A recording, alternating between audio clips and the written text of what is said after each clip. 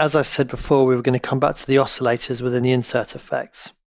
So they're located down here on our list. I'm going to select 3 of them for each one of our insert effects. Now, on first view, you may believe that Massive X is a 2-oscillator wavetable synth. When I first saw it, I thought it was a bit strange that they'd seemingly taken a step down and taken away 1 oscillator. But actually, if we include these 3 insert effects oscillators, essentially we have a 5-oscillator synth. Now let me bring up the level of oscillator 2. And what I'm going to do is just drag our 2 oscillators, get that PM aux out of the way, over here, and I'm going to stack our 3 insert effect oscillators underneath. Now this is a configuration that we would need to create a 5-oscillator basic synth. So I route them to the output.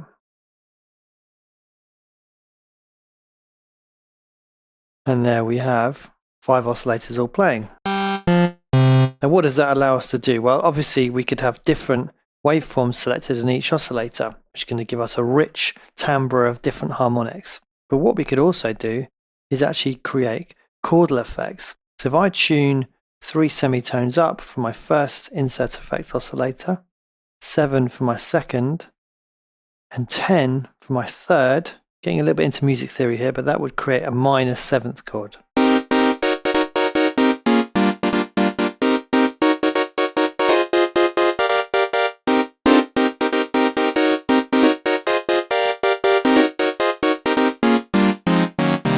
So basically anything you play on the keyboard now is going to sound good. It's instant kind of rave, old school house vibes when you do that. So that's quite cool. Having those extra oscillators means we can actually tune things in that way. We could also, if we wanted to, actually just stack things up for fatness. So we could kind of tune oscillators down, tune them up. I'm doing this in octaves, of course.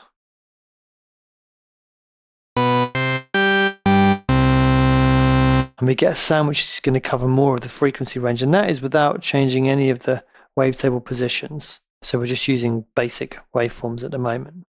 So that's very, very cool. Something we used to do in Massive 1 was to actually bypass all of the effects and the modulation with one of the oscillators and take it straight to the output. We can do similar things here as well. So let's say we wanted insert effect C, is oscillator that we've got selected to go straight to the output, bypassing any further processing we had here. Or we could do that, and we could come over to oscillator 3 and choose, let's say, a sine wave, pitch it down, and we would have a clean sine wave that wasn't going through all the processing. So that meant if we put, let's say, a reverb in here, we would have a sine wave that would be unaffected. So it'd be nice and clear, good for kind of drum and bass sounds and things like that, bass sounds. You want to have a nice solid low end. Okay, so let's take the parameters in turn for these oscillators. So to make things nice and simple now, I've just got 1 oscillator loaded in insert effect A slot, and it's just getting routed straight to an output there. So as I said, we select our modes here, sine wave, sawtooth, and pulse. So this is not a super spec'd up oscillator, it's not a wavetable oscillator, it doesn't have a huge amount of functionality to it, but these are kind of our basic analog style waveforms. Now, as we've already seen, we can pitch the oscillator from here, and we can do that in different ways. So key track is our basic use of the oscillator, playing it back on the keyboard, and it plays the pitch we play on the keyboard. Now fix is quite interesting. Now this now corresponds to MIDI note values. So 60 is middle C. Now let's say I put it to 62. Now that's going to be a D because it's 2 semitones above middle C. So what that means is there's always going to be a D playing, and we can improvise melodies over the top of that. So let's try it. This is going to be in a Dorian mode because I'm playing D, and I'm playing all the white notes from D to D.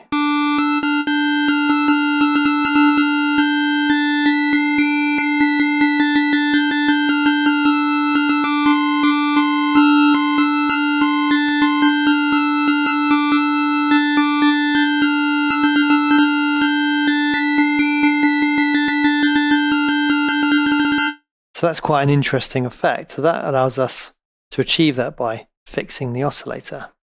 And we can also choose a ratio as well. Now that's going to make this a ratio of whatever note I play on the MIDI keyboard. So in other words, if I put it to say 4, it's going to play a pitch which is 4 times the pitch of the frequency I play on the MIDI keyboard.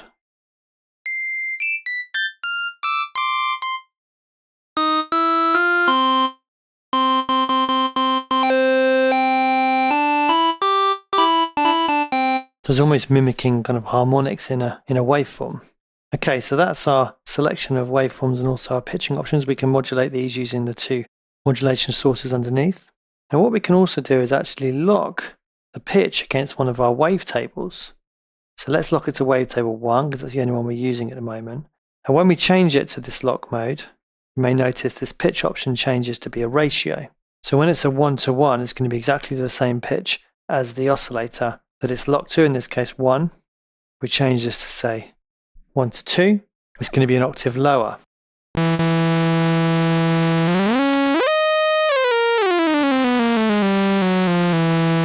You can see this is now changing the pitch of this insert oscillator. 1-to-4 is going to be 4 octaves lower.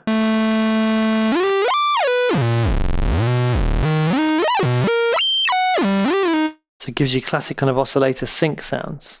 And we can also flip the polarity of this. So that's going to give you a different tonal characteristic, especially when we start to modulate things. Now this option here is going to change depending on what we have selected. So for the sine wave, it's going to be a phase option. For the pulse wave, it's pulse width modulation.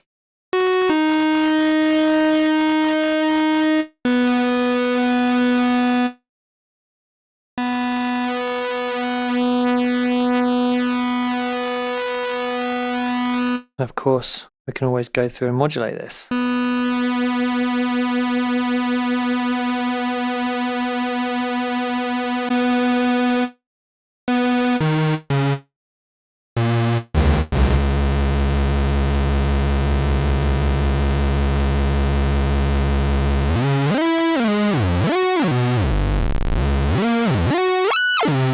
So remember, we still have our pitch lock there as well, so that's quite interesting having that modulation and also the locking of the pitch to the wavetable 1. Now this mix control here serves as a mix for this dial here essentially, so if we take it off, we have no effect, and bring it up and we have the effect brought in. So that's quite cool. We could have another LFO modulating this parameter as well. Let's do this quite slowly. So I have a slow rate and it's going to slowly kind of bring in this modulation here.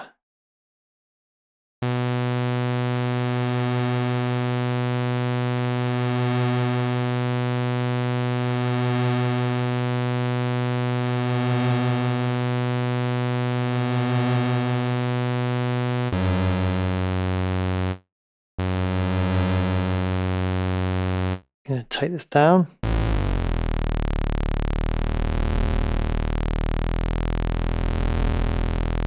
So that's got a nice kind of pulsing to it now. And that is our insert oscillator. So it massively increases, no pun intended, the flexibility of this synth and allows you to create a whole new world of sound design possibilities, especially by stacking different pitches and creating chordal effects. Now obviously something else to think about, let me just reset this, is actually we don't have to use the insert oscillators to be actually heard. We can use them as modulation sources. So let's take an oscillator into a filter and a filter to an output, and let's come up and choose an oscillator from here, and let's add this into the filter frequency modulation. So I'll choose a filter and the filter frequency modulation appears, and I'm going to route the output of the oscillator into the filter frequency modulation.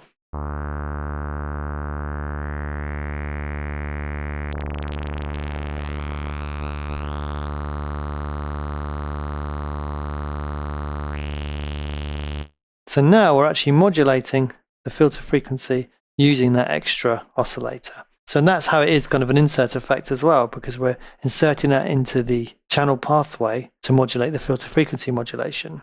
So the possibilities are endless with this insert effect oscillator. Okay, so now we've had a look at those. In the next video, we're going to have a look at the phase modulation oscillator.